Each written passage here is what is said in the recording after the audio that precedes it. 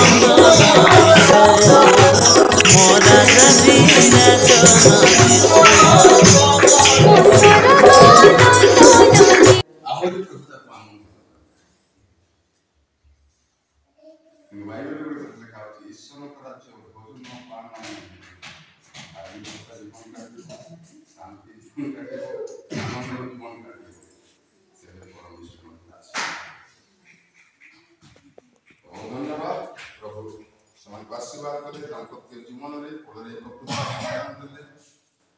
परमेश्वर आशीर्वाद आज से माने प्रभु को सम्मुख को पुत्र संतान पानी छुंती परमेश्वर उद्देश्य उत्सर्ग करबा पई आमानकर आत्मिक पिता बालक मनुष्य समस्त कार्य करूछंती पुणी आज से पुत्र संतान रो नाम को मंडली साक्षात घोषणा करबा पई विनोदास को स्मरण करते धन्यवाद। आज मंडली साक्षात से पुत्र संतान नाम को घोषणा करूछि से पुत्र संतान नाम है सियोन वादी हम समस्त कहबा सियोन वादी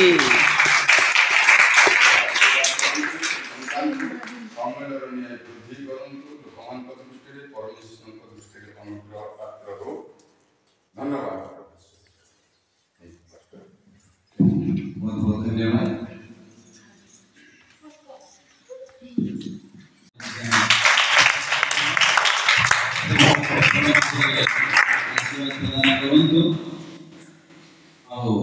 प्रार्थना करबा एवं आरंभ करबा समस्या शक्ति मदद आसन हे सर्वश्रेष्ठ और शिवनाकार ए शिशु को जगत रे जन्म देथिबार तुम नामर धन्यवाद करूछु पिता माता एवं मंडल स्वरूप ए शिशुर यथार्थ भाव प्रभु शासन और शिक्षार दायित्व तुलैबा जत्न करने निमंते स्वर्गीय साहाय्य ऊर्ध्वर प्रदान कर एवं पवित्र आत्मा अवतरण करी जेपरि शिशुठारे अवस्थान करने अनुग्रह कर जीशु नाम मांगिलु आमेन। आमे पवित्र धर्मशास्त्र किछ अंश पाठ करबा। देखो संतान सदा प्रभुतर दत्त अधिकार प्रभु जेबे गृह निर्माण करती तेरे निर्माणकारी माने देखो सदा प्रभुतर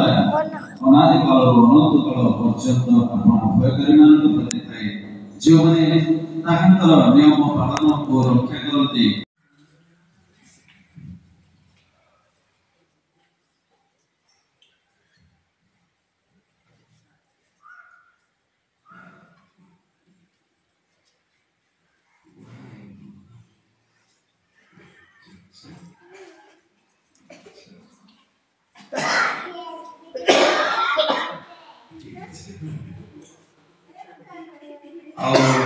पुनर्बार पिता पुत्र पवित्र आत्मा का नाम रे शिशु पुत्र का नाम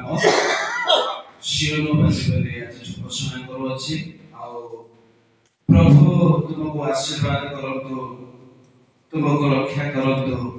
प्रभु तुम ऊपर अपना मुखर तेज प्रकाश करंतु प्रभु तुम ऊपर अपना मुख उठांतु ओ तुमको शांति प्रदान करंतु आमेन।